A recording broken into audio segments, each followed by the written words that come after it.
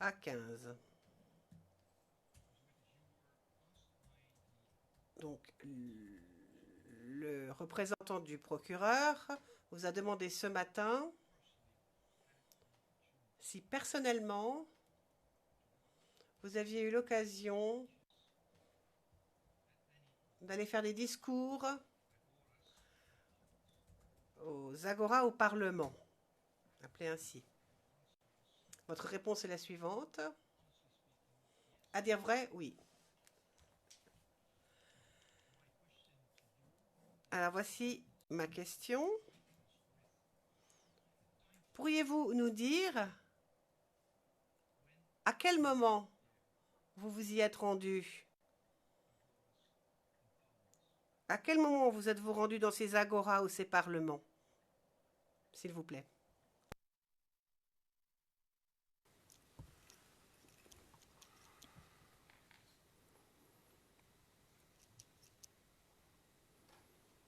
Merci. Nous nous sommes rendus aux Agora et Parlement. Je vous ai dit, maître, auparavant, j'ai dit à votre confrère que j'étais le président d'un mouvement qui se trouvait à l'ouest.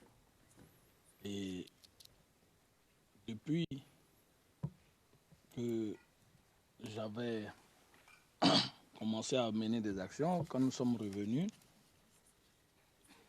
nous avons été contactés, puisque nous étions connus, nous avons été invités déjà à pouvoir aller se présenter comme candidat pour la direction de campagne. Donc nous avons été connus par la jeunesse, par le truchement de nos actions que nous menions à l'Ouest. Il y avait la JFPI, tout ça. Et donc, pendant ce moment, on nous invitait souvent à expliquer ce qui se passait exactement chez nous à l'Ouest, parce que chez nous, je l'ai dit, lorsque j'ai été brûlé, il y avait un com-zone. Il y avait un com-zone, c'est-à-dire un com-zone et un comme on dit, com-zone comme secteur. Donc, chaque fois que nous avons eu l'occasion, les gens nous appelaient pour savoir qu'est-ce qui se passait réellement à l'Ouest. Voilà. Ce n'était pas pendant la campagne, hein. C'était, je crois, avant la campagne, puisque nous menions des actions. Voilà. So it is your testimony that you... Question donc, vous êtes en train de nous dire que vous êtes allé dans ces agoras au Parlement avant la campagne. Oui, je dis, je suis allé avant la campagne pour expliquer, lorsque j'ai été invité, la situation. Chez nous, il y avait ce qu'on appelle, je ne sais pas comment vous expliquer, un com-zone. Puisque quand je suis venu, un com-zone, c'est quelqu'un qui commandait, qui était de l'autre force, qui commandait la zone. Et venant de là-bas pour parler du président Laurent Gbagbo, ils m'ont invité une fois, deux fois pour savoir si la situation, on pouvait parler du président Laurent Gbagbo à l'Ouest.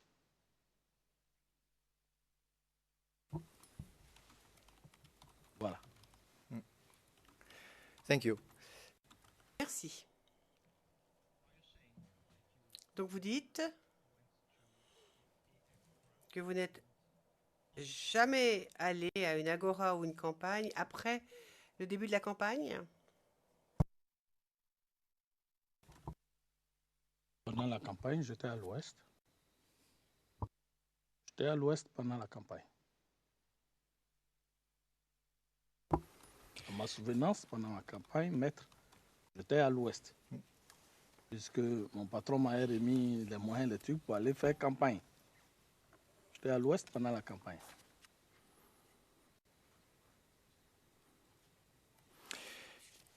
Mr. Wittes, can you... Question.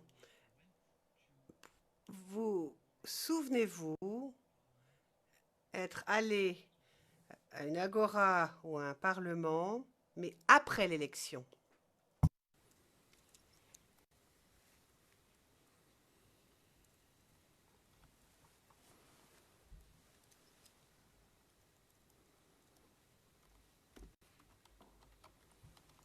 Écoutez, maître, ça fait quand même longtemps, mais quand nous sommes revenus des campagnes, je ne me souviens pas. Je peux pas exactement, je me rappelle plus, maître. Je me rappelle plus, ça fait longtemps. Mais jeudi, je me souviens que je suis allé, je reconnais avoir été à des Palma et à Agora pour dire la situation sécuritaire et qu'on pouvait parler de Laurent Gbagbo à l'ouest. Et pendant la campagne, j'y étais. C'est là-bas, j'ai failli, évidemment, je répète, toujours y passer. Et lorsque la campagne est finie, je suis revenu à Abidjan où j'ai voté à Yopougon. Voilà, jusqu'à là, je me souviens très bien.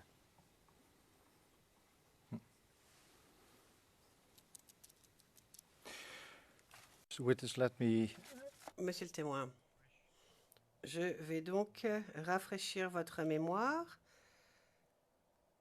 en faisant référence à votre déclaration devant l'enquêteur du bureau du procureur, CIV 0062 0602 ligne 963 à 965.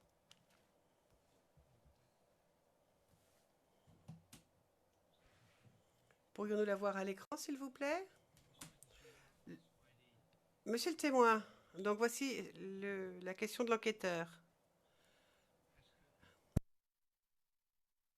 Est-ce que vous avez eu à aller dans le Parlement ou Agora à niveau?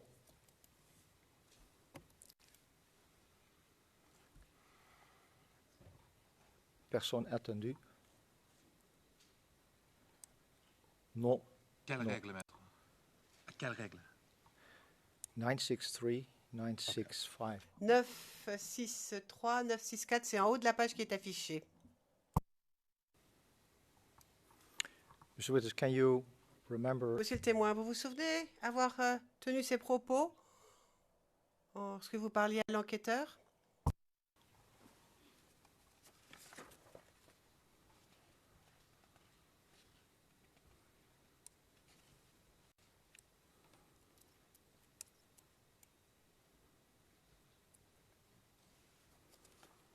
Maître, s'il vous plaît, vous avez dit, je n'ai pas bien saisi, s'il vous plaît, maître. Is it correct? Je répète. Ce qui est écrit ici, est-il correct? Il est écrit qu'après les élections, vous n'êtes jamais allé aux Agora. C'est correct?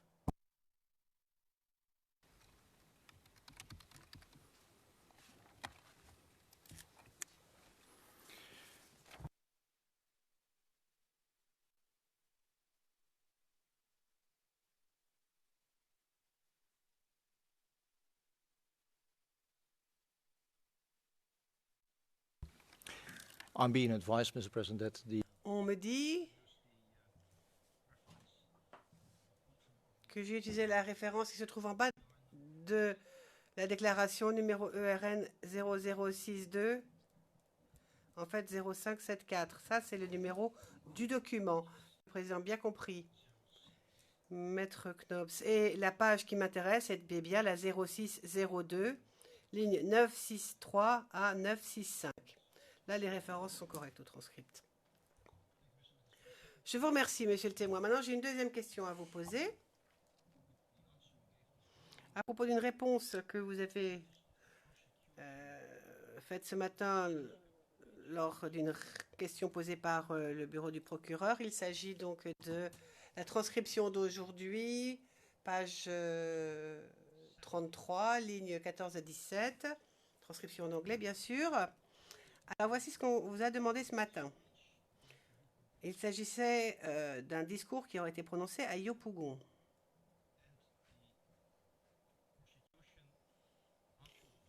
Alors, l'accusation vous a demandé ce qui suit. Pouvez-vous nous dire précisément où a eu lieu ce discours? Réponse, c'était à Yopougon, si je ne m'abuse. Alors, voici ma question.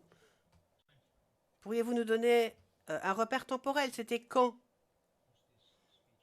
À quel moment ce discours a-t-il eu lieu à Yopougon?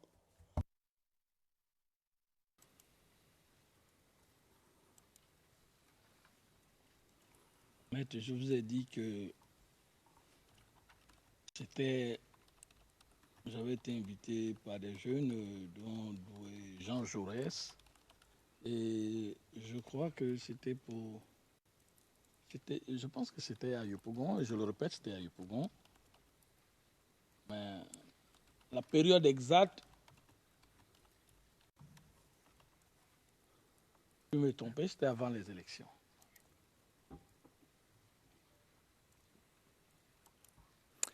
Thank you. These were our Question. Je vous remercie. C'est toutes les questions que nous avions à poser. Le président, merci, Maître Knops. Je donne maintenant la parole à la défense de Monsieur Gbagbo. Maître Altit, c'est à vous.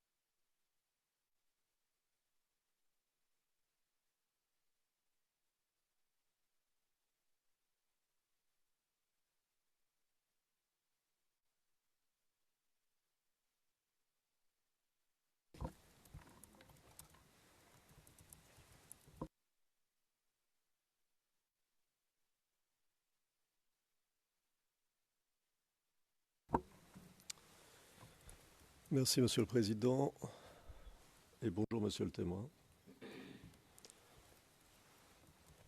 Mon nom est Emmanuel Altit. Je suis l'avocat principal de Laurent Gbagbo. Et à mon tour, je vais vous poser des questions. D'accord?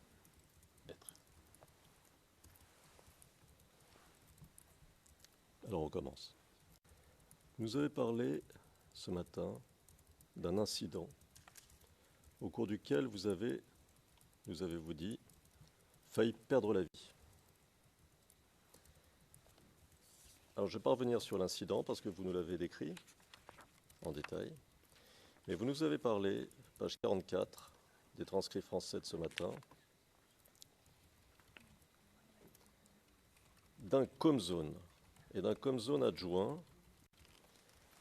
Et je ne suis pas sûr que vous ayez éplé le nom du COMZone adjoint. Je crois me souvenir que vous aviez parlé d'un monsieur Diarra. Est-ce que vous pouvez nous confirmer ça et surtout nous épeler son nom? Son nom, c'est D-I-A-R-A.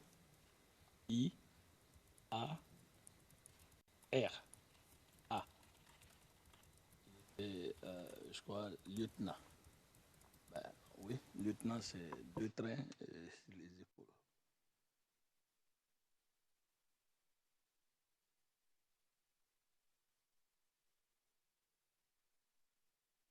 Vous dites 2 traits, qu'est-ce que vous voulez dire par là? Je veux parler du grade.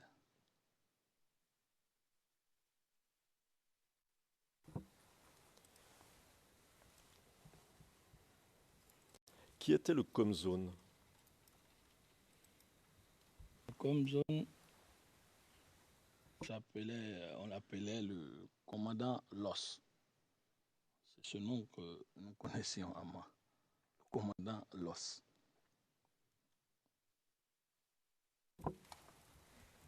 Et quel était son nom complet, si vous le connaissez?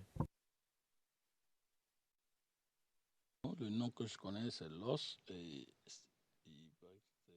Loceni, je crois. Loceni, donc le diminutif, ils avaient fait Loss. D'accord. Loceni.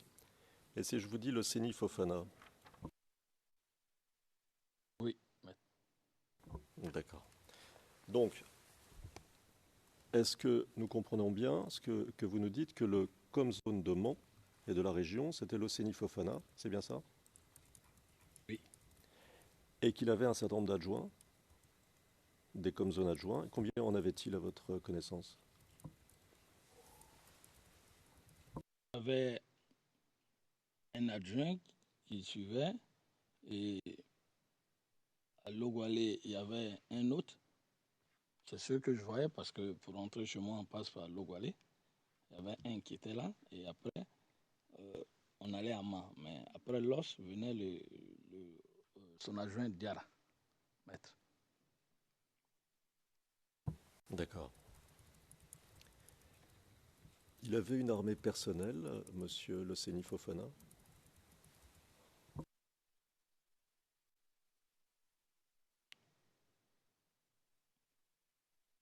Maître, je ne peux vous le dire. Ce que je sais, ce que j'ai entendu, ce que j'ai vu, le commandant adjoint s'appelle Diara et le commandant Los était son patron.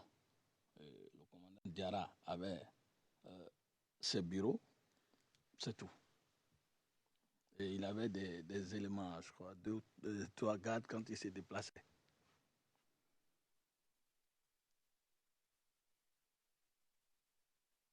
D'accord. Qui contrôlait la ville de Mans au moment de votre incident?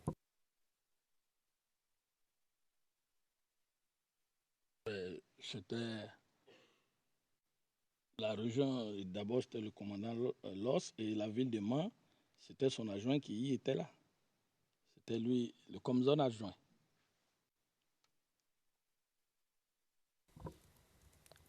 Ma question étant, qui contrôlait la ville? Est-ce que votre réponse c'est l'Océnie Fofana et son adjoint Diara? Est-ce que c'est ça? Oui. D'accord.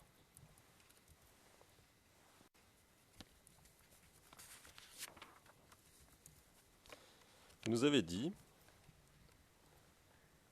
page 2 des transcrits français du 4 avril, à la ligne 21 pour mes confrères, que vous êtes aujourd'hui conseiller régional du Tongpi. Alors ma première question, est-ce qu'en Côte d'Ivoire, les conseillers régionaux sont élus? Oui. Quand avez-vous été élu?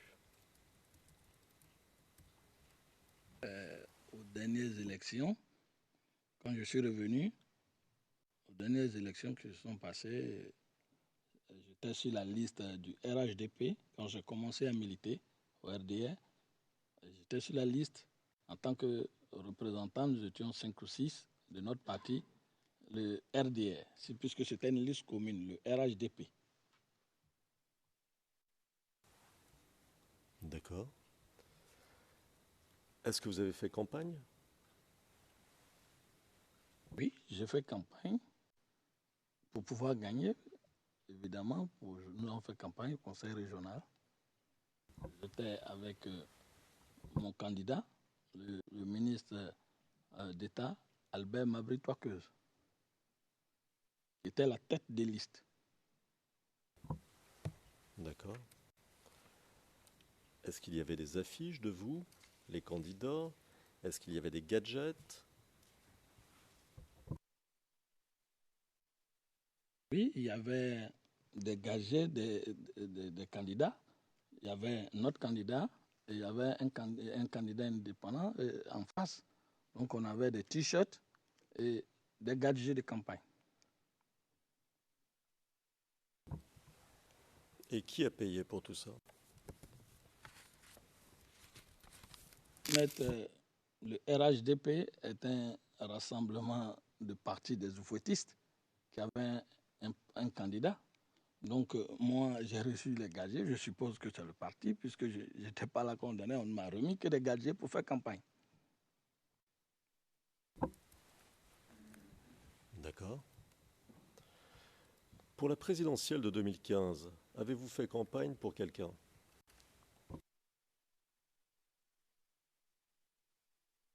Je vais répéter ma question. Vous vous souvenez qu'il y a une présidentielle en 2015. Avez-vous fait campagne pour l'un des candidats? Oui.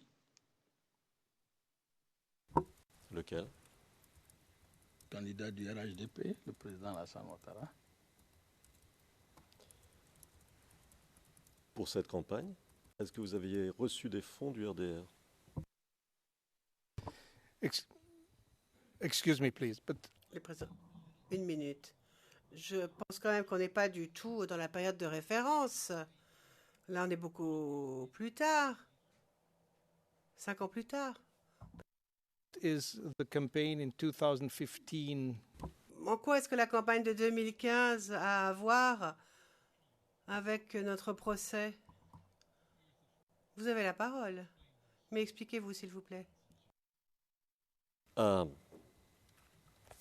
vous rappelle que les questions sur ce que fait monsieur aujourd'hui ont d'abord été posées par l'accusation, que ce qui est vrai pour l'accusation doit être vrai pour la défense. Ça, c'est un.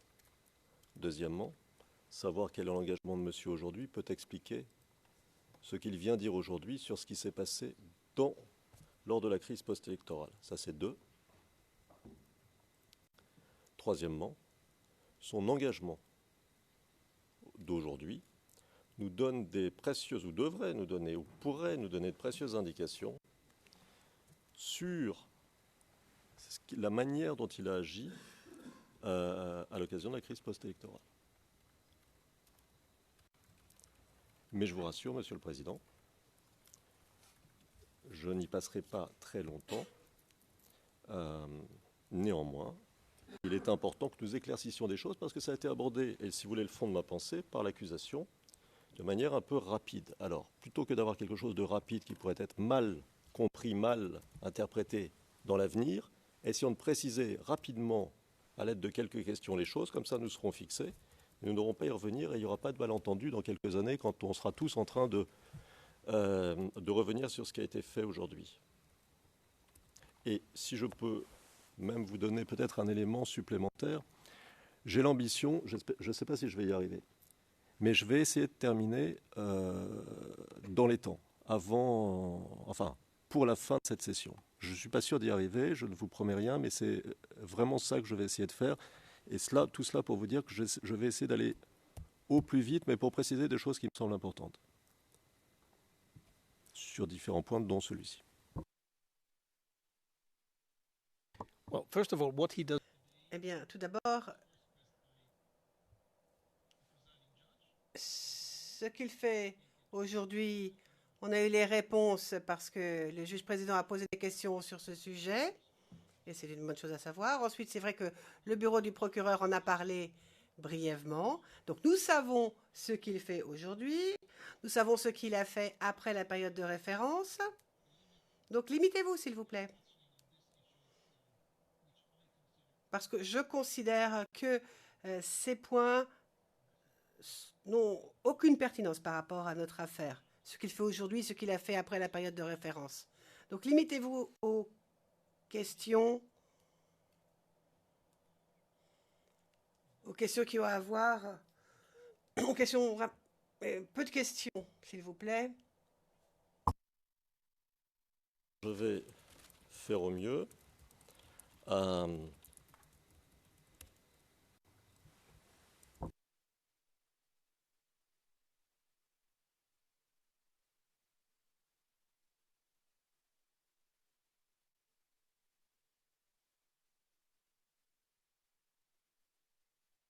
Merci, Monsieur le Président. Je vais faire au mieux. Je le dis pour les besoins d'enregistrement.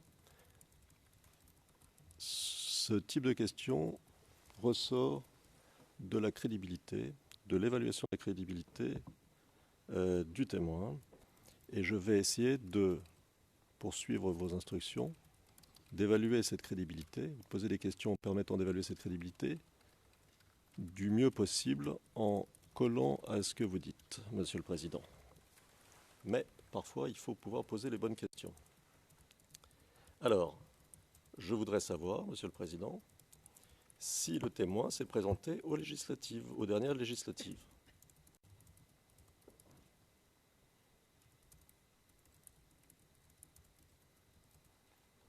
but this has nothing Certes, mais ça n'a absolument rien à voir.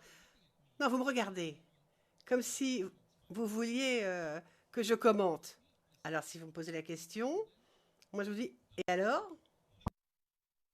Mais surtout, poursuivez l'interrogatoire du témoin. Mais posez des questions précises, courtes, rapides, pour qu'on en termine avec ce sujet une bonne fois pour toutes, sur ce qui s'est passé hors période de référence. Court. Alors, monsieur, vous êtes-vous présenté à la députation aux dernières législatives? Oui. D'accord. Sous quelle bannière? Indépendant. D'accord. Vous voulez dire que vous ne souteniez pas le président Ouattara? Ça n'a rien à voir, maître. Alors, expliquez-nous en quelques mots qui vous souteniez, si vous souteniez quelqu'un.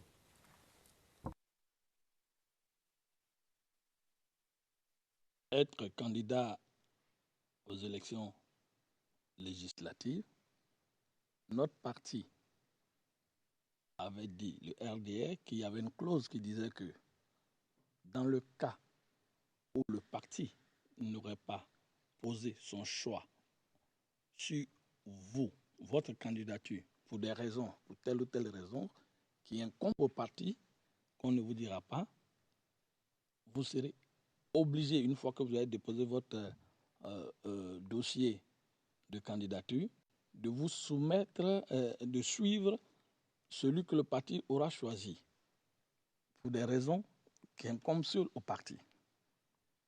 Et moi, étant décidé à être candidat, parce qu'on nous a demandé, nous étions beaucoup, à faire une lettre d'engagement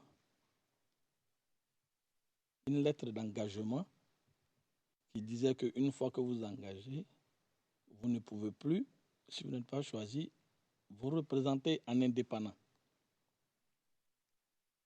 Ce que moi et beaucoup de militants, moi j'ai décidé de ne pas m'engager, puisque c'est un homme d'honneur, je ne voulais pas écrire, me dit et me dédie.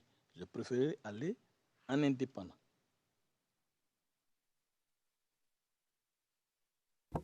D'accord. Est-ce que vous voulez dire que, quoique membre du RDR, vous êtes présenté contre le candidat local du RDR, c'est ça?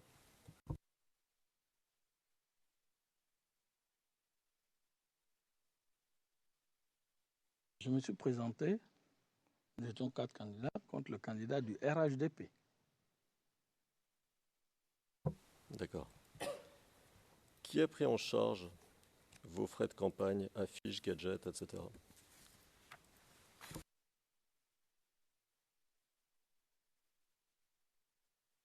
Mes frais de campagne ont été pris en charge par moi et mes parents et mes soutiens. Je parle de soutien de mes frères, de certains amis qui ont voulu porter cette candidature. Et le plus important pour nous, c'était d'avoir les gadgets. Ce n'était pas l'énorme moyen vu que nous étions longtemps sur le terrain. D'accord. Alors on va passer à un autre point. Excuse me, were you elected? Juge président, excusez-moi, est-ce que vous avez été élu? Monsieur le témoin, vous avez été élu? Okay. To have the record complete. Au fin que tout soit complet dans le procès verbal. Passer à un autre point. Vous nous avez dit que vous êtes chargé au cabinet du secrétaire général du RDR, c'est-à-dire au cabinet du patron. Vous nous avez expliqué que c'était le patron du RDR. Que vous êtes chargé des recrues. Alors ma question, est-ce que vous êtes rémunéré pour votre emploi au RDR?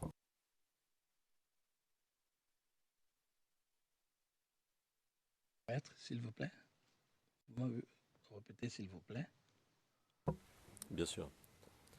Vous nous avez dit que vous étiez employé au cabinet du secrétaire général du RDR.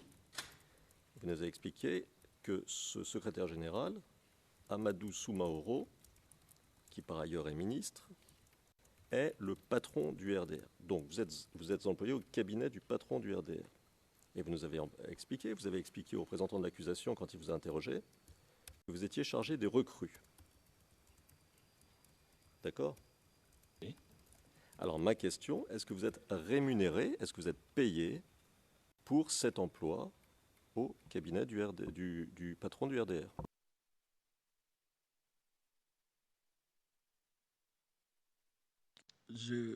Avant de répondre, avec votre permission, je voudrais vous expliquer. Je suis chargé des nouvelles recrues au cabinet du secrétaire général du RDR. Le secrétaire général du RDR, le ministre Amadou Soumaoro, après nous avoir reçus d'abord et après nous avoir soutenus dans des missions pour parler de réconciliation, a bien voulu nous appeler auprès de lui pour pouvoir l'aider si un certain nombre de personnes qui étaient hier dans la LMP qui ont décidé de rejoindre le camp présidentiel. Ma rémunération était de m'aider à faire des missions lorsque j'en avais besoin avec mon groupe Horizon 2020.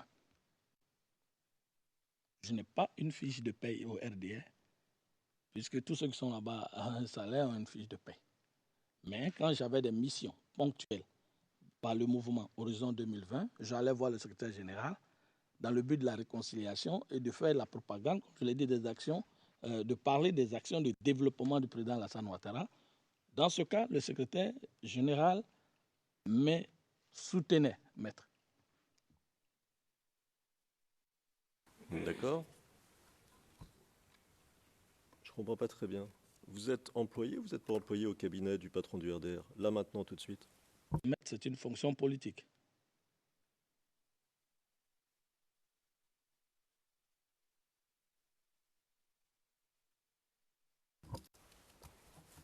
Yes, but the question is, are you Oui, mais la question c'est, êtes-vous payé pour le faire ou pas? Non. Merci, Monsieur le Président.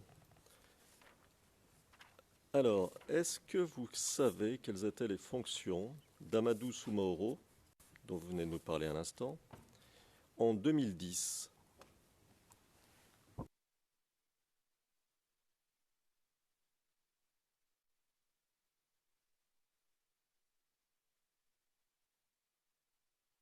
Non, maître. Alors, je vais essayer pour rafraîchir un peu la mémoire. Est-ce que, si je vous parle de la commission électorale indépendante, de son rôle dans la commission électorale indépendante, ça vous dit quelque chose ?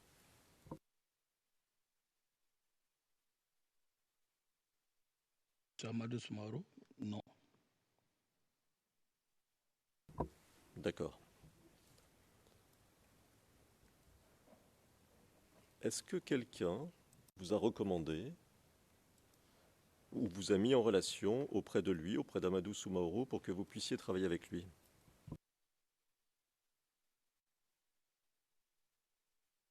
M. Amadou Soumaoro, j'ai reçu un coup de fil de lui. J'ai dit, voilà comment je connais M. Amadou Soumaoro. J'ai reçu un coup de fil de lui, je suis venu le voir. Il m'a dit que le président avait reçu mon ami, le maire de Yopougon, l'ex-maire de Yopougon, M. Gbamana Djida, lorsque nous sommes revenus, et que moi, je n'avais pas été reçu, le président lui a demandé de me recevoir et de s'occuper de mes préoccupations. Voilà comment j'ai connu le ministre Amadou Soumaoro.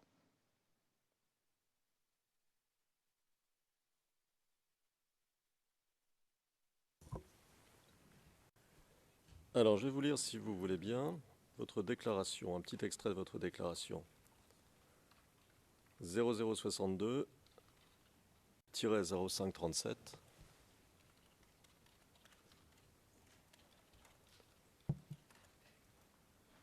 Page 0570.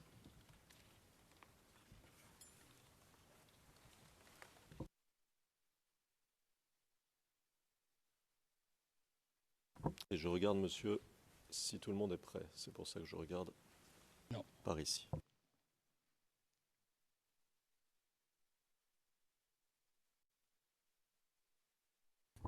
Line.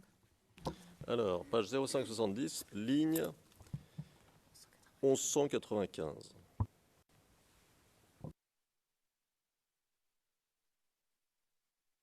Alors je lis.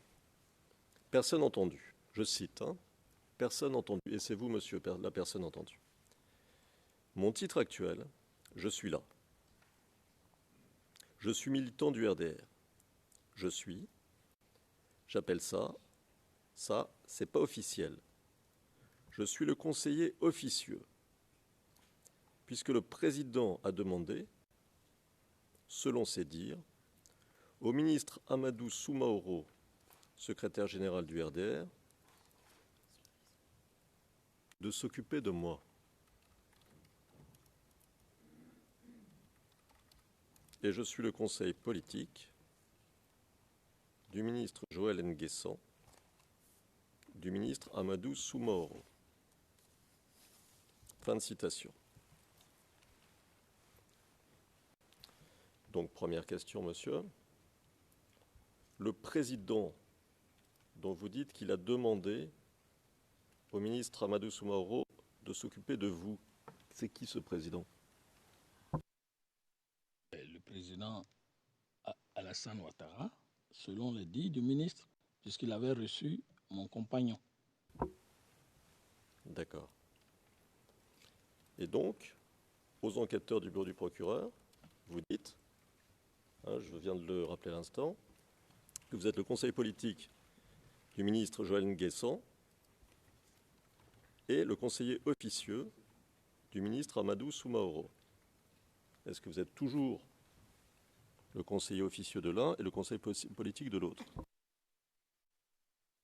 Maître, à ce niveau, au niveau de la retranscription, il y a eu ce que j'appelle une petite erreur. J'ai dit que je suis tel conseiller officieux du ministre Amadou Soumaoro.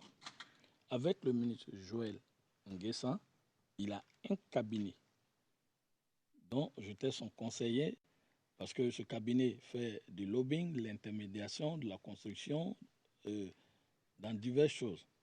Et c'est à ce niveau qu'il m'avait pris pour pouvoir aussi trouver des marchés. Ça, je l'ai dit. Donc, j'étais officier avec Amadou Soumaoro. Et avec Joël, c'était plutôt du côté, travail à faire.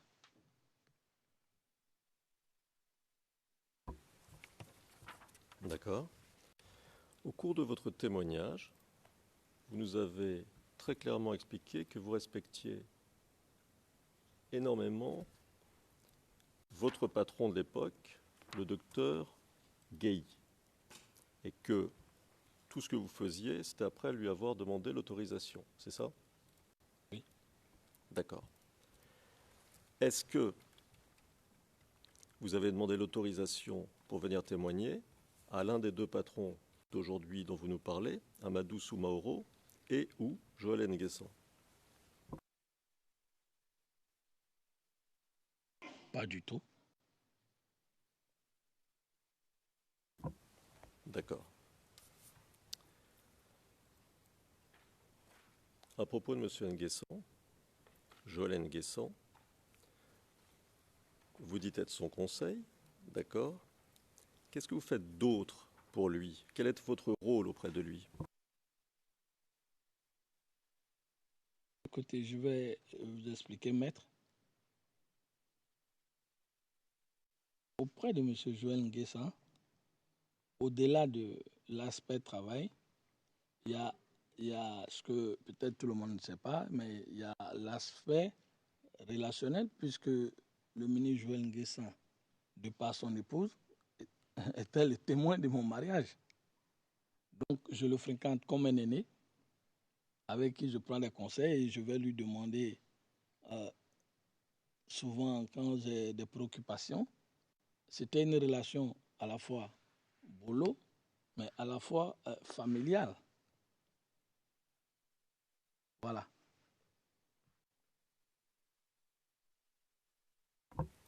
D'accord. Vous êtes rémunéré comment? Vous êtes payé comment par Joël Nguessan? Le ministre Joël Nguessan, je viens de vous le dire, maître, elle est témoin de mon mariage et avec sa femme. Et dans son cabinet, lorsqu'il a demandé à ce que je vienne, il s'agit du lobbying, de l'intermédiation, de la construction et de la consultance. Et là même, il lance aussi des projets de construction. Mon rôle à ses côtés était de recevoir, de faire des rapports, d'aller vérifier, par exemple, certains terrains qu'il avait achetés ou bien certains terrains qu'on lui proposait pour voir si réellement ce n'étaient pas des terrains douteux, pour voir si ses clients qui venaient pour parler de financement n'étaient pas douteux, pour voir si toutes ces personnes avaient un bien rôle et lui faire un rapport pour que lui, à part ses fonctions politiques, il puisse, avec la directrice et les autres, prendre des décisions en fonction de tel ou tel marché.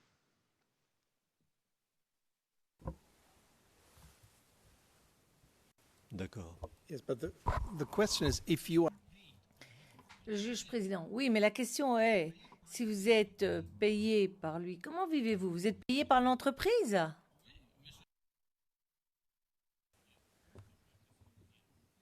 so you are employed in his company. Donc vous êtes un des employés de l'entreprise.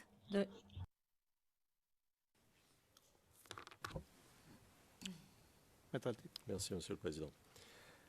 Vous venez de parler des fonctions politiques de Joël Nguessan. Quelle est sa fonction politique?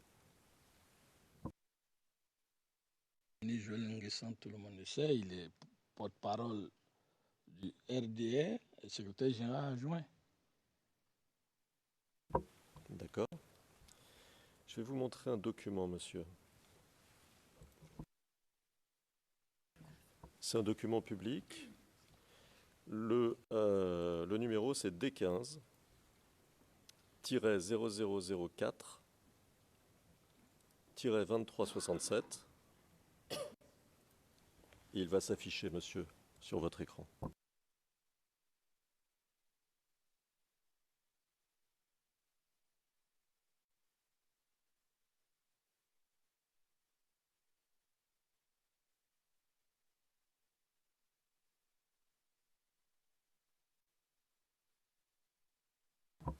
Voilà. Vous le voyez? Oui, maître. Alors, on voit deux personnes. Est-ce que vous pouvez nous dire qui sont les deux personnes, s'il vous plaît? Maître, c'est le ministre Joël Nguessan et moi. D'accord.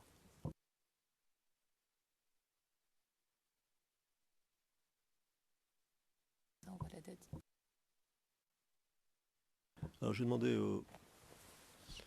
au greffe d'avoir la gentillesse de zoomer sur la partie écrite en haut à droite de la photo.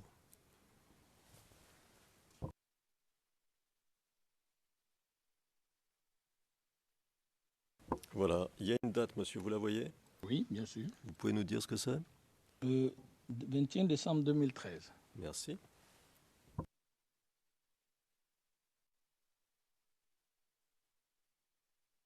Et est-ce que vous pouvez... Alors, on va, si vous permettez, je m'adresse encore une fois au greffe, descendre un peu.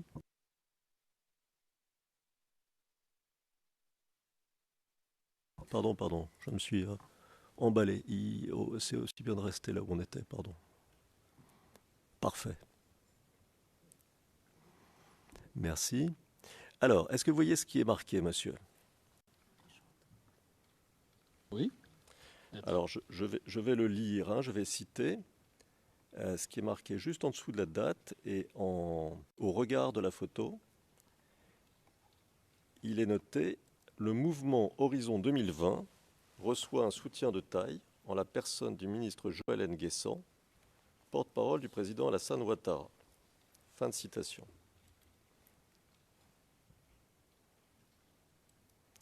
Alors, le soutien dont il est question ici, à part le soutien personnel de M. Nguessan, il s'est matérialisé comment?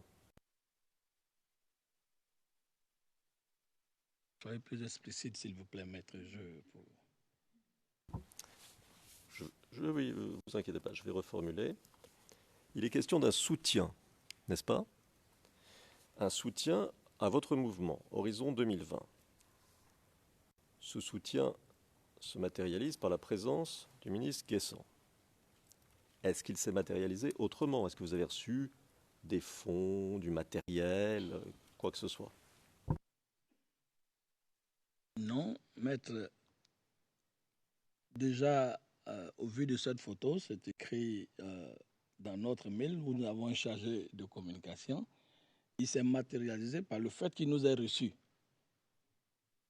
Voilà, aux yeux déjà des personnes, puisque le mouvement Horizon 2020 était chargé, j'ai dit, il y avait des missions de convaincre et d'aller à la réconciliation. Ben, déjà, c'était déjà insatisfait d'être reçu. Et le ministre Joël Nguessan nous a encouragés, il nous a donné des conseils dans ce sens, mais de tout faire pour pouvoir réunir le maximum de jeunes pour que la paix revienne en Côte d'Ivoire. D'accord. Ce chargé de communication dont vous nous parlez à l'instant, qui le paie?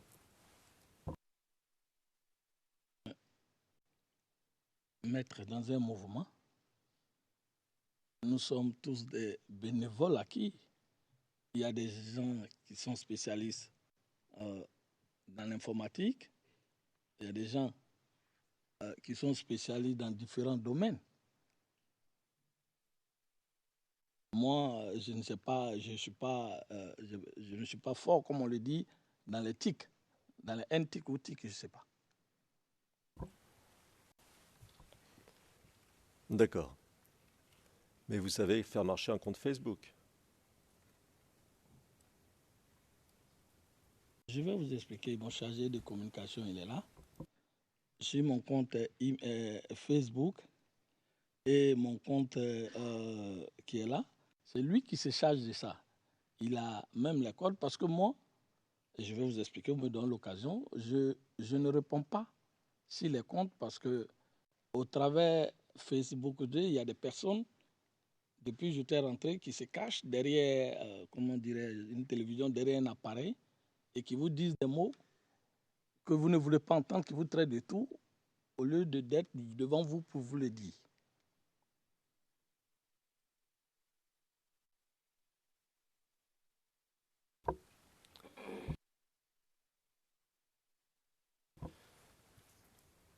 Est-ce que vous avez sous les yeux, là, la capture d'écran, ça s'appelle, c'est-à-dire cette photographie que vous avez sous les yeux et ce qui a marqué à côté, à votre avis, est-ce que vous savez si ça vient d'un compte Facebook?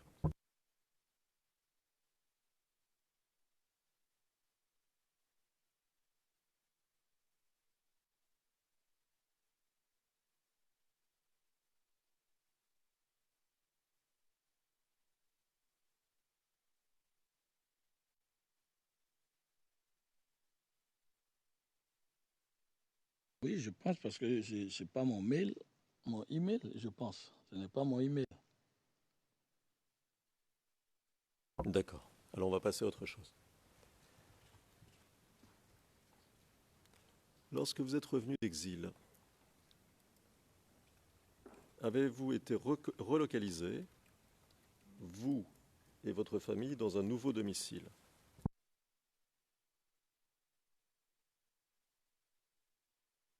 Lorsque je suis revenu d'exil, j'ai changé de quartier. Je n'ai pas été relocalisé. La maison où j'étais était évidemment en épave. Donc j'ai changé de quartier. Je n'ai pas voulu habiter à Yopougon, puisque ma femme, mes enfants, nous avons été traumatisés de ce qui s'est passé. J'ai voulu changer pour mes enfants de quartier. Je n'ai pas été relocalisé. J'ai choisi de moi-même de changer de quartier. Vous avez combien d'enfants? 4. Qui a pris en charge le loyer du nouvel... je suppose que c'était un appartement, n'est-ce pas? Oui. Qui a pris en charge le loyer du nouvel appartement? nous sommes rentrés d'exil, depuis Accra, lors de notre discussion avec l'ambassadeur, nous avons demandé à ce qu'on nous permette de nous réinstaller, puisque nous avions tout perdu. Je vous rappelle que je suis rentré au Ghana avec 1000 francs, c'est-à-dire 3 cedis, et l'ambassadeur, avec toutes les discussions, a tenu compte des différentes discussions et propositions. Ça faisait partie de cet engagement. Et quand ils sont rentrés, ils nous ont appelés pour dire, on nous a logés dans un hôtel. Nous y avons passé un mois et quelques, oui. Et après, on nous a appelés pour dire, bon, écoutez, cherchez où vous voulez habiter et on vous aidera à payer uniquement que la caution. C'est ce que nous avons fait. Le maire est retourné, lui, il avait déjà construit une maison dans son village, son village c'est Abidjan, à Yopougon, oui. Et moi, j'ai dit, je n'habiterai plus Yopougon, je vais habiter dans un autre quartier à Cocody. Ce qu'ils ont fait pour tout le monde. Ce n'était pas à titre personnel, c'était pour tous ceux qui sont rentrés. Qui paie votre loyer? C'est moi qui paye mon loyer. Avec quel revenu, monsieur? Je vous ai dit que d'abord, avant que je ne travaille, le ministre Joël Nguessan, qui me paye, ma mère, père son âme, était diplomate. Et ma mère a laissé des maisons, je peux vous les citer, les situer, et je suis le fils aîné, c'est moi qui gère toutes ces maisons.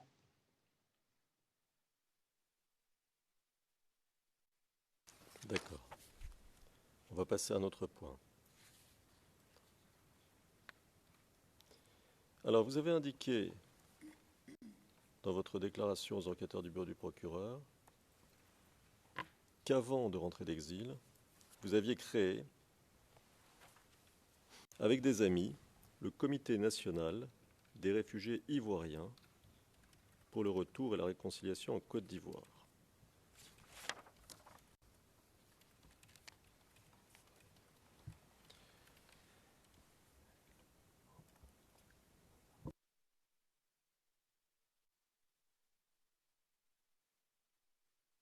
Alors, je vais lire votre déclaration.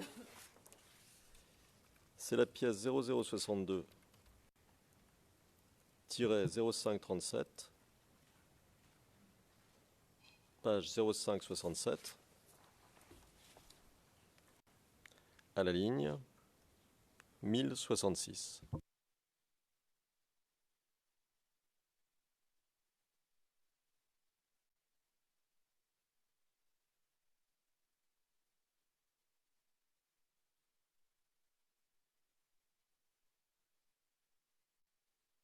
Alors, je vais lire. Ligne 1066, et je cite. Personne entendue, c'est-à-dire vous, monsieur. Et de là, avec des amis, j'ai créé le Comité national des réfugiés ivoiriens pour le retour et la réconciliation. Pour la réconciliation et le retour en Côte d'Ivoire. Personne entendue. Oh, eh bien moi, j'ai commencé quand je suis arrivé. Je retourne quand je suis arrivé à Tema, disons 1-2 mois après, 2-3 mois, 2 mois, 3 mois. Je me suis dit qu'il fallait trouver une solution.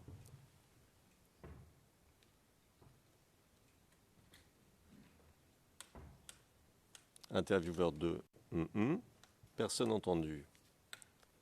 Et surtout, quand le président a fait son discours d'investiture à Yamoussoukro, et qu'il a dit, et là vous citez, « Je tends la main à tous mes frères de la LMP, du FPI, de venir, je vous tends la main. » Fin de votre citation. Je me suis dit, voilà, il fallait prendre cette main tendue. Fin de citation. Donc si l'on comprend bien, vous avez créé ce comité à peu près à l'été 2011. Est-ce que c'est correct? Qu'est-ce que vous appelez l'été? Je vous en prie, chez nous en Afrique, il n'y a pas d'été. Tout le temps, il fait chaud. Donc, dites-moi exactement ce que vous voulez me dire. Alors, je vais vous demander de faire un petit effort. Les mois d'été succèdent au mois de printemps et l'été commence le 21 juin. D'accord? Alors, on va parler de juin, de juillet, de août, de septembre. C'est une période de temps suffisamment vaste et pas trop précise qui j'espère, vous permet de vous souvenir à peu près de ce qui s'est passé. Oui, maître, je comprends.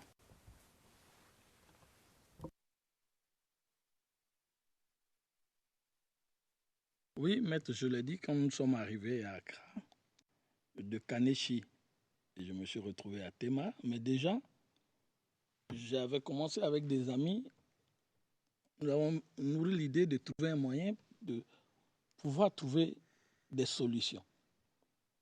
Parce que la vie en exil est très difficile, très pénible.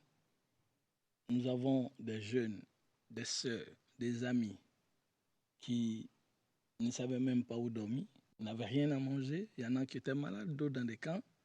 C'était une situation intenable. Et la majorité de tous ces jeunes étaient en majorité des jeunes de l'Ouest. Quand je dis l'Ouest, de ma région, la majorité. Et il fallait, tous ces jeunes, quand ils me voyaient, moi-même qui étais dans une situation aussi difficile, mais ne faisait que m'exprimer leur désarroi. Et c'est ainsi qu'avec certains amis, dont le jeune frère Jimmy Willy Zambibalo, nous avons mis sur pied le comité national pour la réconciliation et le retour en Côte d'Ivoire. Et lorsque le président... But you still didn't tell. Le président, mais vous ne nous avez toujours pas dit à quel moment, approximativement. Quand? C'était 3 mois après, comme Maître l'a dit en été, déjà que nous étions en exil, 3-4 mois après. Okay, thank you. Très bien, merci. Alors, et qui vous a aidé à monter ce collectif? Est-ce que l'ambassadeur de Côte d'Ivoire au Ghana vous a aidé? Non. L'ambassadeur a trouvé que nous étions déjà organisés, nous avons pensé à cela avant que nous croisions l'ambassadeur.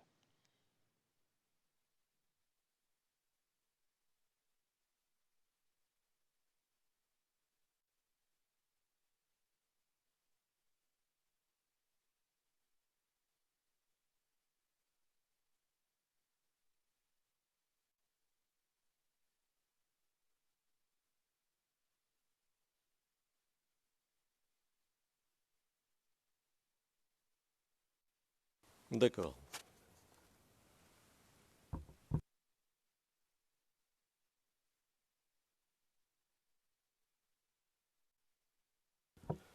Alors,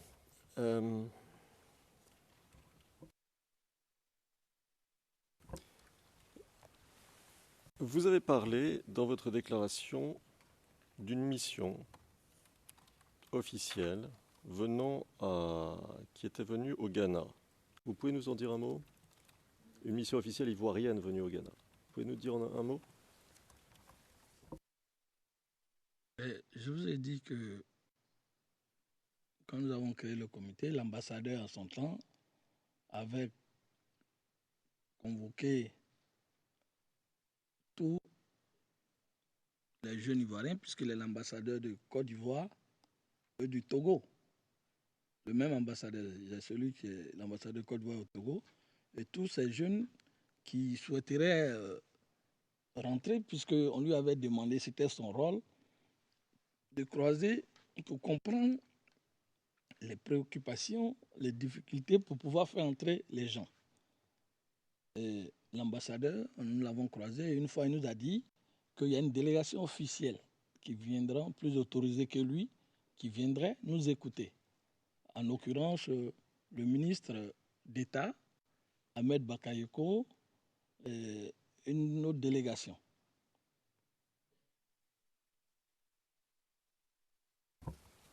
D'accord. Alors, est-ce qu'ils sont venus au Ghana? Oui, ils sont venus au Ghana. Est-ce qu'ils vous ont donné une mission? Ils n'ont pas donné de mission. Ils sont venus nous rassurer que le discours tenu par le président lors de son investiture était réel et qu'il fallait qu'on retourne. Et eux, ils étaient là pour écouter nos préoccupations, disons nos conditions, afin qu'on puisse trouver un terrain d'entente pour qu'on puisse retourner. D'accord.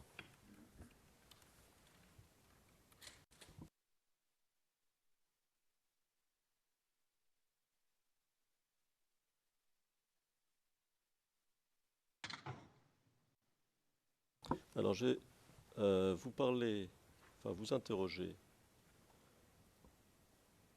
quelques secondes sur votre mouvement, dont on a parlé déjà tout à l'heure, Horizon 2020.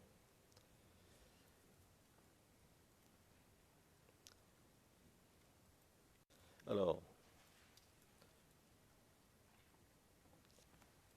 je vous pose la question de manière claire.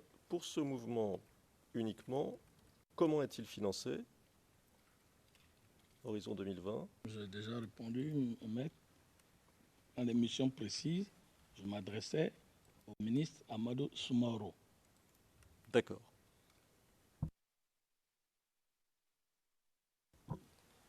Alors, est-ce que ça veut dire qu'à chaque fois qu'il vous donne une mission, il vous donne de l'argent et que c'est ponctuel?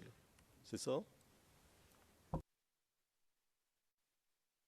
Je ne vous suis pas maître. Expliquez-moi un peu. Est-ce que vous nous dites... Pardon, je vais attendre un peu que les interprètes soient... OK.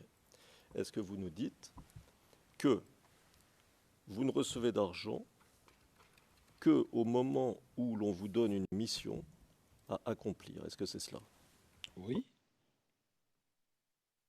Lorsque il me dit, par exemple, nous disons que nous devons aller croiser la jeunesse de telle ou telle ville, à forte corporation LMP pour échanger, je n'étais pas seul. J'allais soit avec certains membres jeunes du parti, le député Alphonse Soro, mais il donnait ce qu'il fallait pour nous permettre d'aller, revenir, tenir le meeting et parler avec les gens. D'accord. Alors, je passe à un autre point.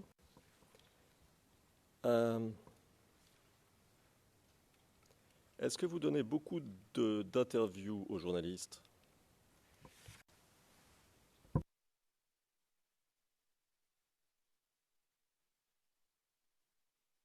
Maître, souvent, vous savez que les journalistes, comme on le dit, sont toujours à la quête d'informations. Et quand je pouvais, qu'ils me croisaient, je pouvais donner une interview, c'est tout, pour parler du mouvement ou d'autres choses, je sais pas. D'accord. Je vais vous lire un passage de vos déclarations. Alors, c'est 0062 0512 page 0514. Et c'était la ligne 57, ou plutôt 56.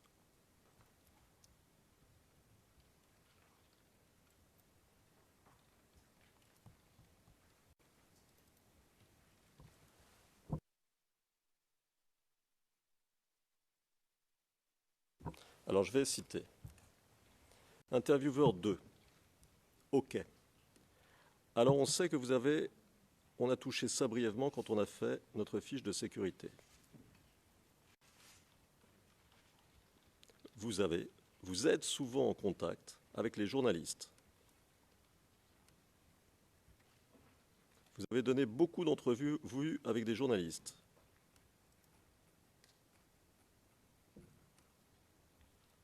Est-ce que vous pouvez nous dire un petit peu de vos rencontres plus récentes avec les dernières entrevues que vous avez données? Environ quand, puis à qui? Personne entendu. C'est vous, monsieur. Mes dernières rencontres se sont faites toujours lors d'interviews, de manifestations. Quand je finis, je parle à la télévision ou à des journalistes qui me demandent la substance de mon meeting.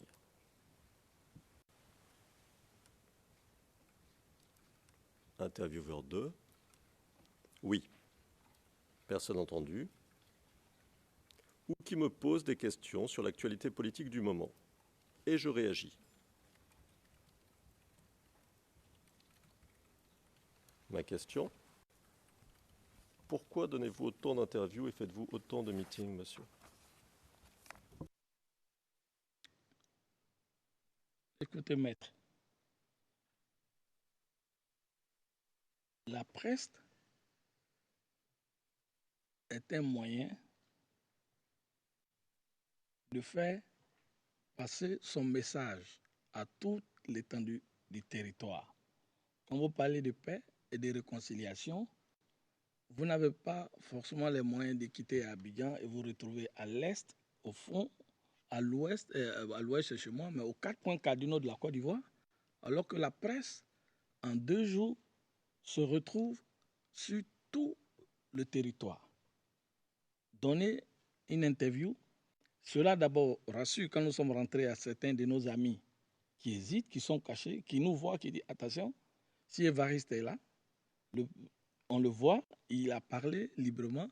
Ça veut dire franchement qu'on peut sortir de nos cachettes ou bien nous aussi, on peut venir à Abidjan. C'est un moyen de véhiculer un message de paix et qui coûtait moins cher puisque quand ils vous interviewaient, vous ne payez pas.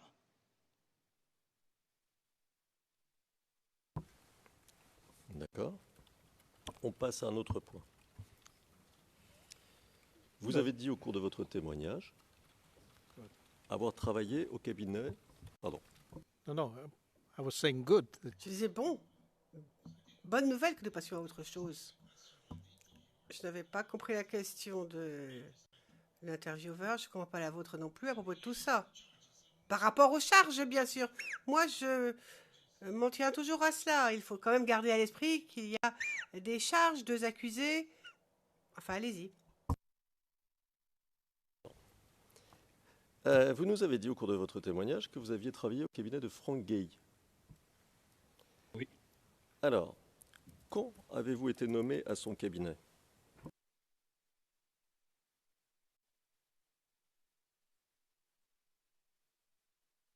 Maître, je ne pourrais vous dire la date exacte, mais ce que je peux vous dire, j'étais avec lui tout le temps et ma nomination n'a pas fait plus d'1 an. Ça fait moins d'1 an, je vous l'ai dit. Mais j'étais tout le temps avec lui.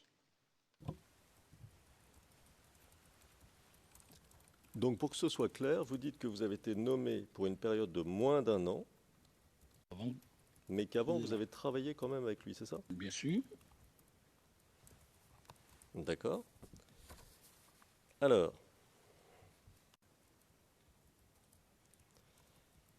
si vous avez été nommé, vous devez avoir un écrit ou un élément de preuve qui montre que vous avez été nommé ou que c'est son cabinet. Vous en avez un? oui. C'est quoi? Ben, j'avais ma carte professionnelle.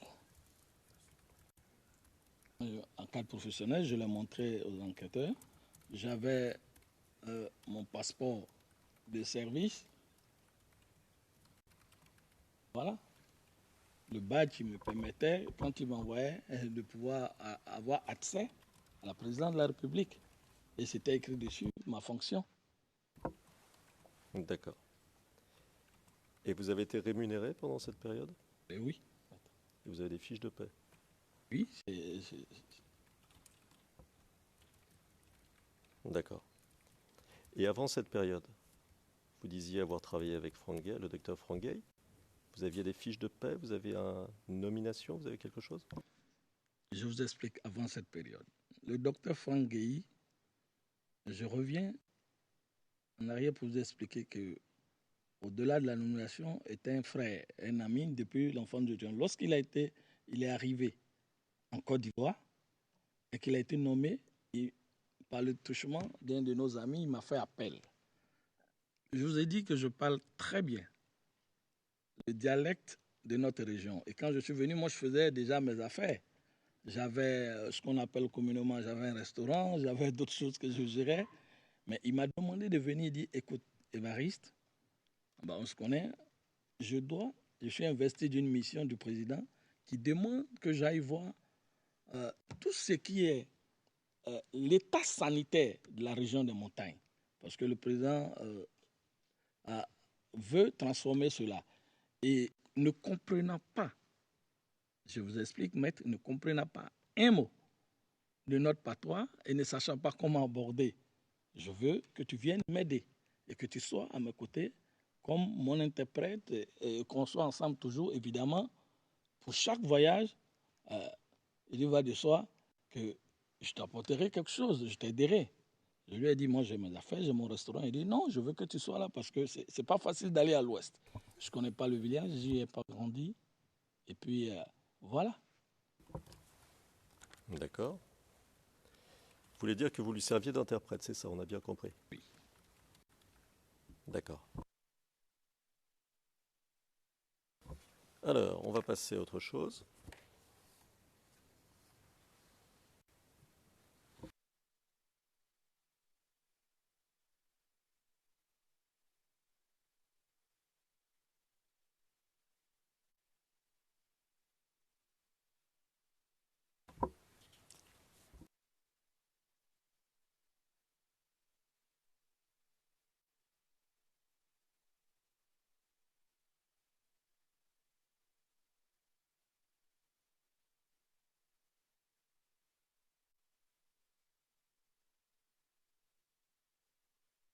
J'ai une question à vous poser à propos de la Coma JMG, la coalition dont vous nous avez parlé.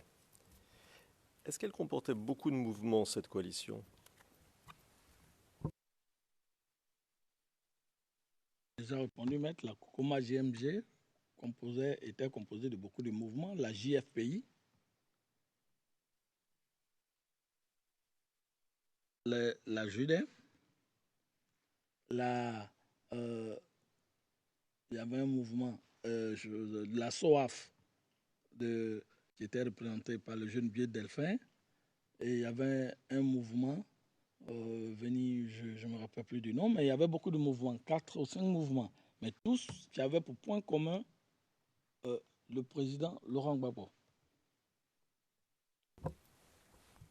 D'accord. Et d'autres mouvements encore, ou on a fait le tour de tous les mouvements là? Pratiquement, on a fait le tour des mouvements. Il y avait aussi oui, le COGEP qui avait son représentant qui était là, mais on était plus les principales, la JFPI, la SOAF. Excusez-moi, monsieur, je vous interromps une seconde parce que je crois qu'on ne s'est pas tout à fait compris. Je vous demandais quels étaient les mouvements que rassemblait la Coma JMG. Oui. Donc, on parle de la même chose? Oui, la coalition des mouvements des jeunes des montagnes pour Gbagbo. C'était tous ces jeunes mouvements qui se reconnaissaient au président Laurent Gbagbo, dont la JFPI, parce qu'il y avait le National Bateau, il y avait la J, qui était le national, il y avait la JFPI de Mans, de Zouanien, avec Kenan Honoré, il y avait Bieu Delphin, voilà. Il y avait la JUDEM. D'accord. Alors, on va passer encore à un autre point. Vos rencontres avec Charles Blé Goudet. Vous nous en avez parlé, je n'y reviens pas, je veux juste que les choses soient claires et précises. Vous nous avez parlé d'une première rencontre. C'était la première fois que vous voyiez Charles Blé Goudet. Vous nous avez expliqué où et comment. Vous nous avez parlé d'une deuxième rencontre, mais une rencontre manquée, où on vous a fait asseoir dehors, vous êtes parti, vous ne l'avez pas vu. Vous nous avez parlé d'une troisième rencontre à l'ouest. Et vous nous avez parlé du débat qui vous avait opposé au pasteur Gamy. Débat auquel Charles Blé Goudet n'avait pas assisté, nous avez-vous dit. Mais il est arrivé plus tard et vous a félicité. Donc j'ai compté 3 rencontres avec Charles Blé Goudet. Est-ce qu'il y en a eu d'autres? Non, je vous l'ai dit. D'accord. Can I Président, une question à vous poser. Vous allez finir aujourd'hui? Vous avez encore besoin de demain? Parce que moi, j'ai une décision dont je veux donner lecture.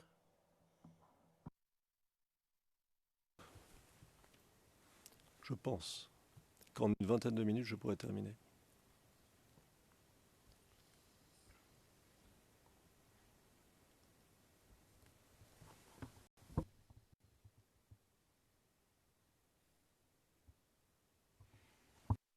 fifteen?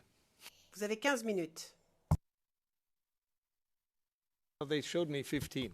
Ils m'ont montré 15 dans la cabine.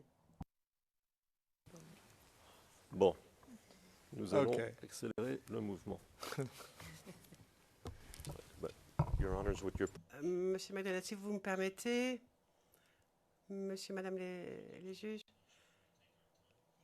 autant prendre notre temps. De toute façon, le président, oui, il y a les questions supplémentaires.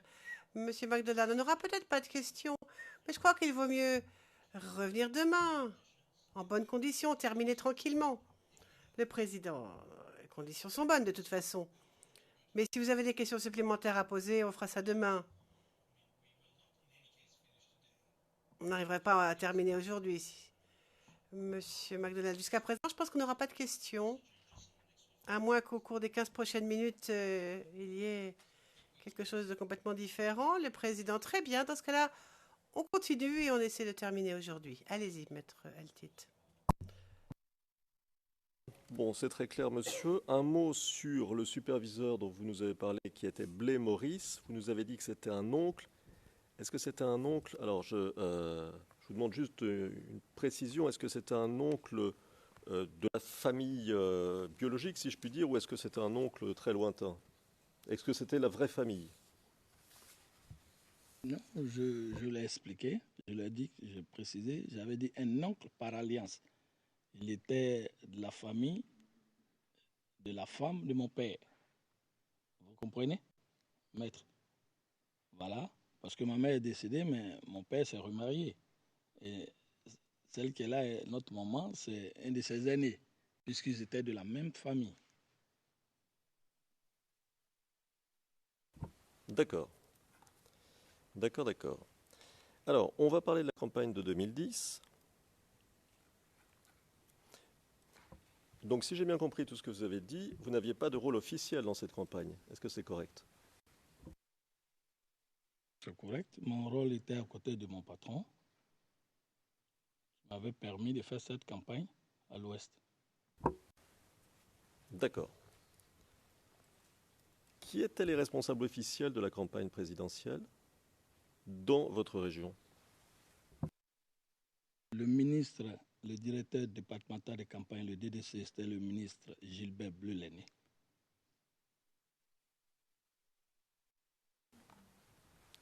D'accord. Vous nous en avez parlé, mais ce qui m'intéresse, ce sont tous ceux qui sont soit autour de lui, soit en dessous de lui, soit au-dessus de lui. Est-ce que vous vous souvenez de quelques personnes?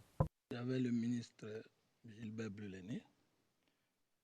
Il y avait ceux qui participaient à la campagne aussi. Il y avait le président Chairman Gay, qui était le président de l'UMP-DAN, Toubabo. Il y avait le staff du ministre, il y avait le proviseur VIT, il y avait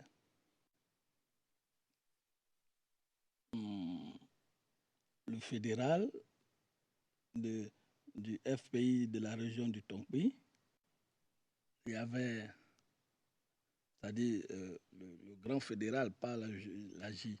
Et il y avait Madame Douati. Il y avait tous ceux qui concouraient à Laurent Gbagbo. Voilà, c'est ceux dont je me souviens. D'accord. Est-ce que vous connaissiez l'organigramme de la campagne au plan national? Qui faisait quoi? Ce qui était paru à la télé, le directeur national de campagne du président Laurent Gbagbo était M. Issa Malik, si je ne me trompe pas, oui. Et le directeur national adjoint chargé de la jeunesse était M. Charles Blé-Goudé. Ça, c'était communiqué à la télévision, tout le monde l'a vu. D'accord.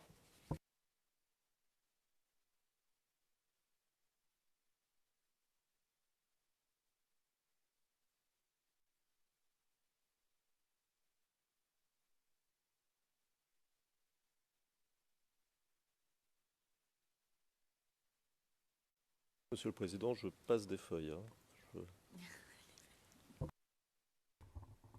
I see with pleasure. Et je vois et j'en suis ravi.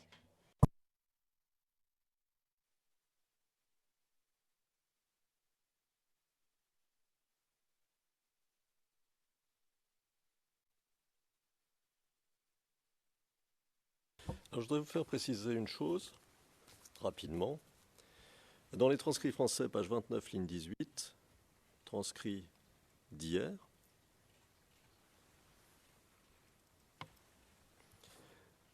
vous précisez avoir rencontré Goï Bernadette. Vous vous souvenez de ça, hein? Et vous dites, je cite, ligne 18, elle se présentait comme étant le protocole du président. Oui, c'est ce qu'elle m'a dit, elle est protocole. Fin de citation. De quel protocole? Enfin, de quel président, pardon? Du président Charles Blé-Goudé. D'accord.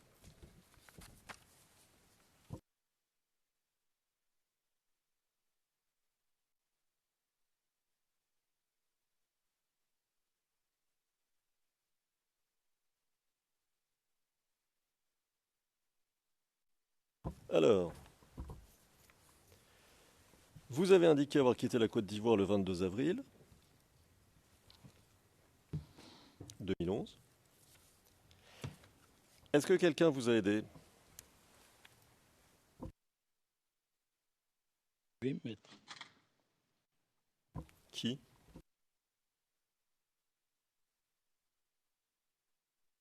Expliquer. Je suis sorti grâce à un ami qui m'a aidé. Un ami que je connaissais depuis des années, mais qui, en aucun moment de notre amitié, m'avait parlé un instant, soit peu, de politique. Nous étions des bons amis, nous avons mangé, nous avons pris des verres ensemble. Et cet ami, lorsque même souvent je lui parlais de politique, il me disait, vous les politiciens, toi tu es un gueulard, vous les politiciens, moi ça ne m'intéresse pas. Je ne veux faire que mes affaires. D'accord. Donc c'est cet ami-là qui vous a aidé, c'est ça? Oui. D'accord. Alors je vais lire votre déclaration.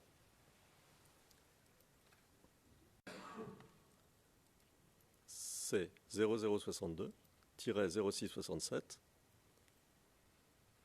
page 0675 et 0676, ligne 266.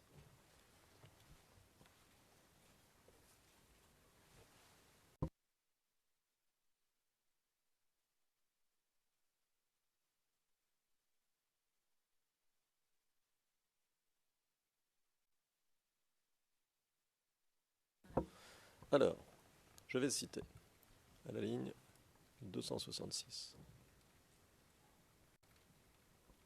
Intervieweur 1. Donc cet ami-là, lui, il avait quoi comme rôle? Lui. Personne entendu. C'est-à-dire vous, monsieur. Ah ben lui, c'était intervieweur 1. C'était un militant ou c'était un combattant? Personne entendu. C'était un combattant. Intervieweur 1. OK. Personne entendu.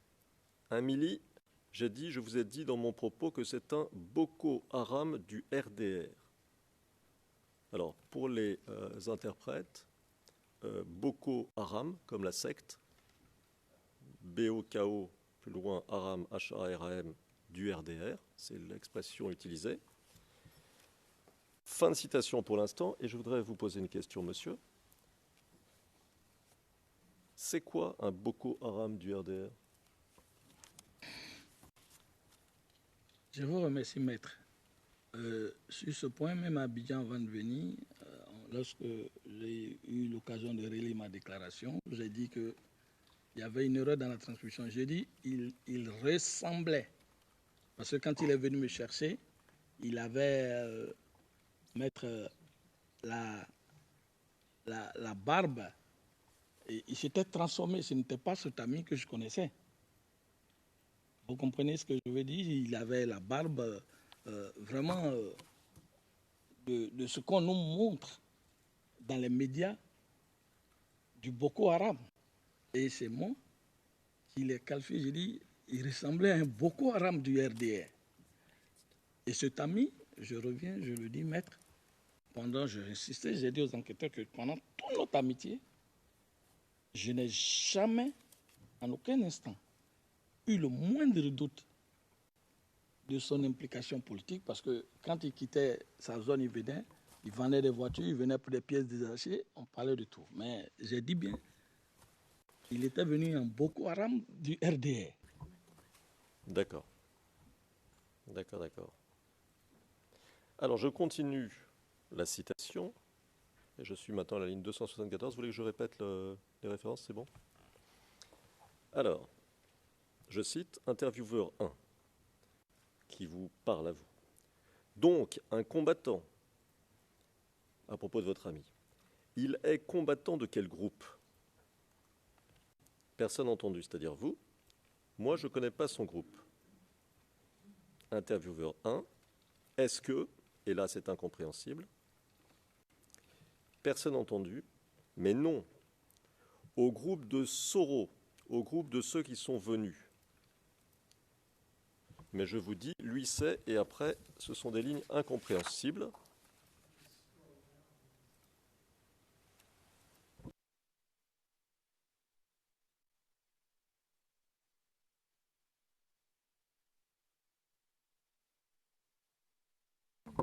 Merci, Monsieur le Président. Intervieweur 1, mais il était ici. Lui, où il fait partie de ceux qui sont arrivés dans la ville. Et puis après, il y a un petit passage incompréhensible. Et il ajoute, c'était quelqu'un d'Abidjan, personne entendu. Il sait, non, il est de ceux qui sont arrivés dans la ville. Il était à Abengourou. Intervieweur 1, et lui, c'est quelqu'un d'Abidjan ou c'était quelqu'un de là-bas d'Abengourou?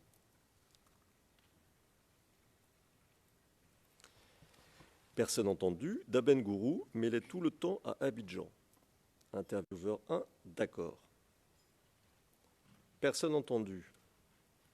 Ils étaient, ces deux-là, passage incompréhensible, il m'a expliqué beaucoup de choses, qu'il y a longtemps, ils étaient, les forces ici étaient infiltrées jusqu'au cou.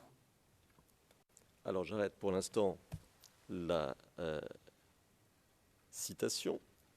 Donc, quand vous dites ça, monsieur, les forces ici étaient infiltrées jusqu'au cou, est-ce que vous voulez dire jusqu'au cou à infiltré à Abidjan?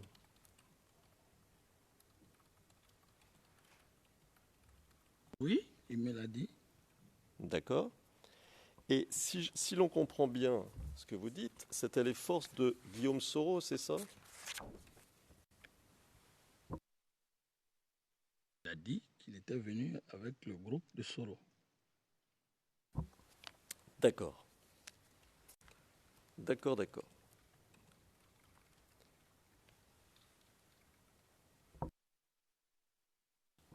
Et donc ça, c'était avant la crise post-électorale? Non, non, non. C'est le jour où il est venu me chercher. Je ne l'ai pas reconnu. Il avait tout l'air de ressembler à un Boko Haram, ce que j'ai dit. Et quand il m'a pris, il est venu avec des gens, il m'a pris dans son véhicule, nous allions. Il m'a rassuré, j'étais tout étonné de sa transformation. Et c'est pendant là qu'il me parlait. Avant ça, jamais. Il n'a pas parlé de politique. D'accord.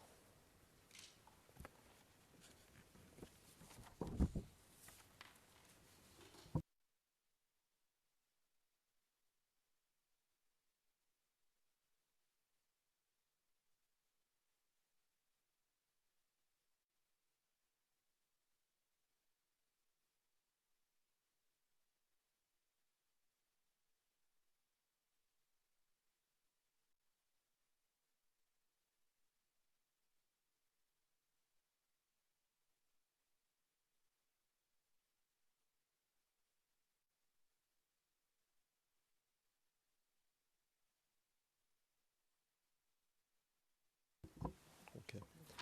Alors,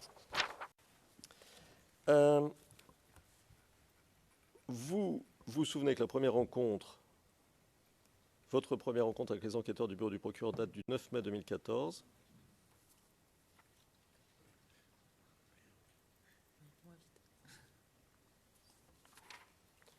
Et nous n'avons d'ailleurs pas les notes d'entretien ni la transcription de cette première rencontre.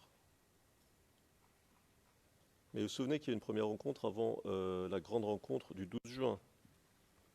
Monsieur, vous vous souvenez qu'il y a une première rencontre ou pas? Ça fait longtemps, je ne me souviens plus maintenant. D'accord.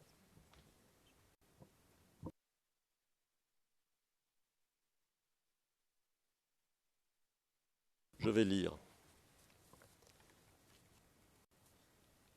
Déclaration 0062-0504, page 0510. Ligne 226. Intervieweur 1. Je vais également... pardon, je commence. Je ne sais pas si tout le monde est prêt.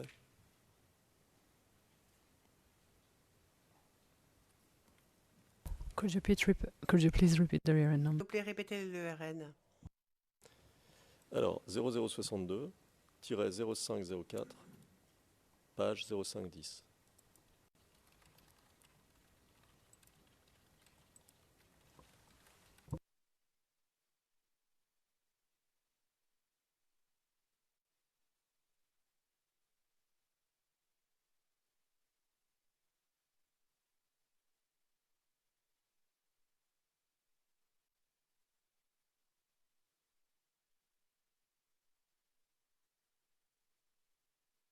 You may start. Vous pouvez commencer. Ligne 226. Intervieweur 1. Je vais également mentionner le fait qu'avant cette rencontre, enregistrée, on a eu une rencontre avec vous. Et là, il y a un prénom que je ne cite pas parce que c'est toujours la même chose. Je préfère que le bureau du procureur cite ou mentionne des noms ou des prénoms. Ce n'est pas à nous de le faire. Il parle de 2 personnes, 2 enquêteurs. Je reprends la citation. Toujours il y a quelques semaines, et cette rencontre a eu lieu le 9 mai 2014. OK? Est-ce que vous pouvez confirmer ça? Peut-être que vous ne vous souvenez pas de la date, mais évidemment, nous on a noté, c'était la rencontre du 9 mai 2014. On a eu à discuter de certaines choses, on n'était pas enregistré. Alors, fin de citation. Vous vous souvenez de ça, monsieur, que c'était le 9 mai? Je viens de voir la date, mais je me souviens.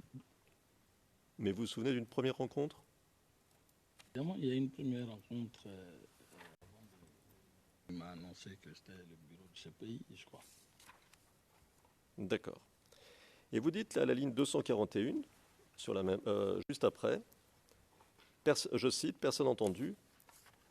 Bien sûr, je vous ai vu. La première fois, vous m'avez appelé. Fin de citation. Alors, première question, monsieur. De quoi avez-vous discuté lors de cette première rencontre?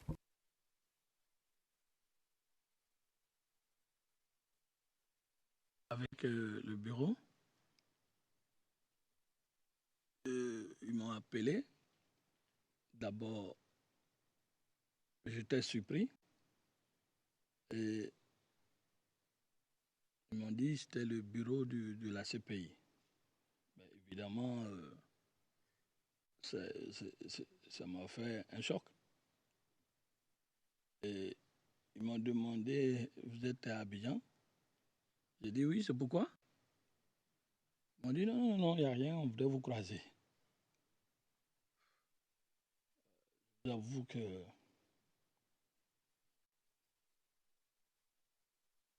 c'était troublé et puis ils m'ont rappelé et je suis allé les croiser, ils m'ont dit que c'était dans le cadre, c'était le bureau du procureur, c'était dans le cadre des événements qui se sont passés en Côte d'Ivoire. Des événements de la crise post-électorale en Côte d'Ivoire. Et qu'ils étaient mandatés par le bureau du procureur. Voilà. Bon, Et ils ont présenté comment on appelle, le CACT. qui les a mis en contact avec vous? Cette question, maître, jusqu'à aujourd'hui, je me la pose. Je ne sais pas comment ils ont eu mon numéro. Je leur ai même demandé, ils m'ont dit que ils n'ont pas le droit de dire quelque chose. Ils ont mon numéro. Ils m'ont appelé. D'accord. J'ai encore 2 questions, Monsieur le Président, avec votre permission. Alors, monsieur, donc ça c'était la première rencontre. Ensuite, vous revoyez les enquêteurs du bureau du procureur en juin 2014, vous vous souvenez? D'accord. Et je vais lire la déclaration. Donc, c'est 0062, 0504, page 0507. À la ligne.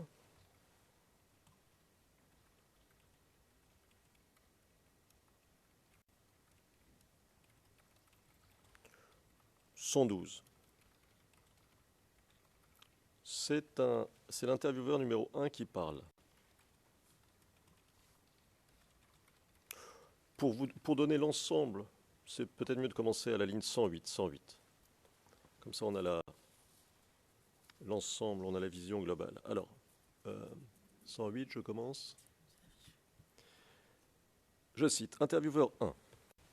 Alors, l'autre point qui est important de mentionner ici, c'est qu'étant donné vos positions selon les informations qu'on a évidemment, et je pense que vous allez le confirmer, vos positions au niveau politique ou au sein des groupes, qui, au sein d'eux, vous avez eu des positions plus ou moins politiques, n'est-ce pas? Et aussi au sein du groupe des jeunes patriotes, n'est-ce pas?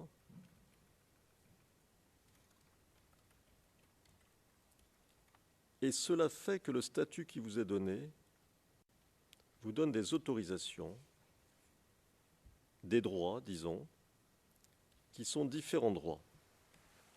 Le droit à garder le silence, n'est-ce pas? Le droit de répondre, c'est-à-dire le droit de répondre aux questions ou de ne pas répondre aux questions, n'est-ce pas?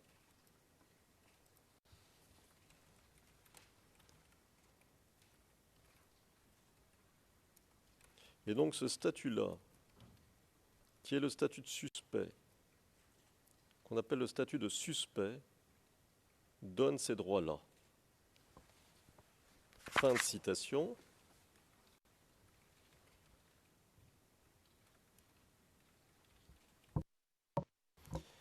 Je vais un peu plus loin, toujours dans la continuité, à la ligne 131. Vous dites, personne entendu, je cite, il y a une chose que je ne comprends pas. Vous avez dit, et vous les citez, d'avoir un droit de, je crois, suspect. Ça veut dire quoi? C'est votre question à vous. Ça veut dire quoi? Fin de citation. Alors, comment avez-vous compris votre statut de suspect en fonction de ce qu'ils vous ont dit là?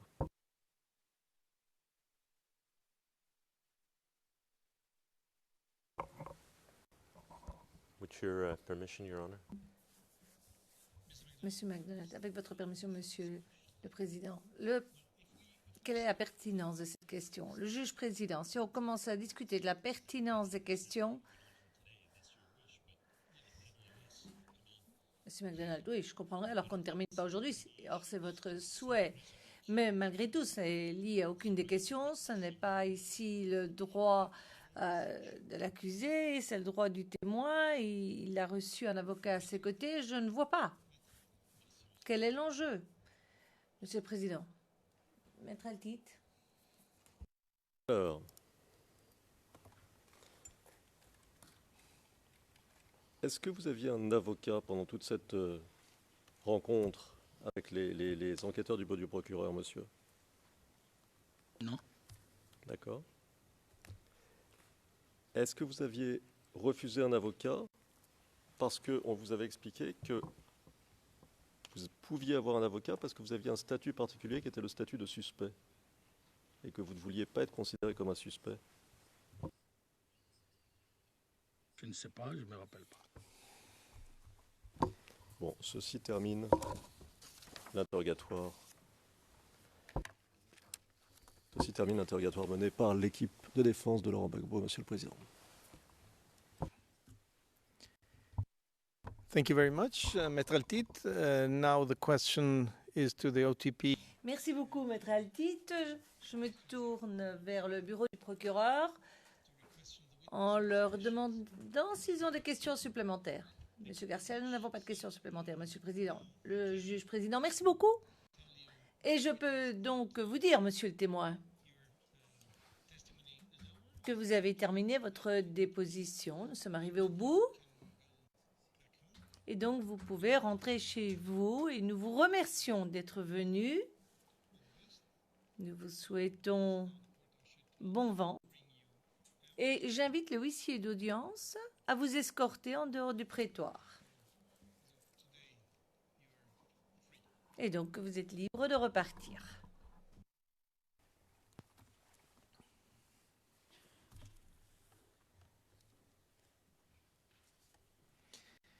Before adjourning the hearing, Et avant de lever l'audience, je voudrais très rapidement, 2-3 minutes, passer à huis clos partiel afin de vous lire une décision. Nous reviendrons en audience publique à l'issue de cette décision. Alors passons à huis clos partiel, je vous prie.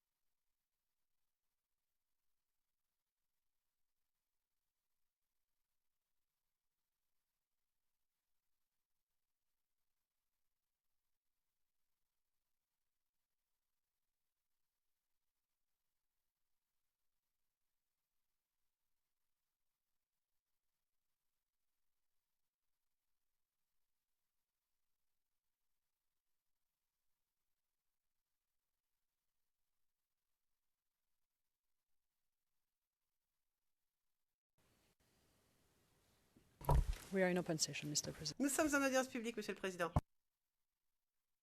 Le Président, nous sommes maintenant en audience publique.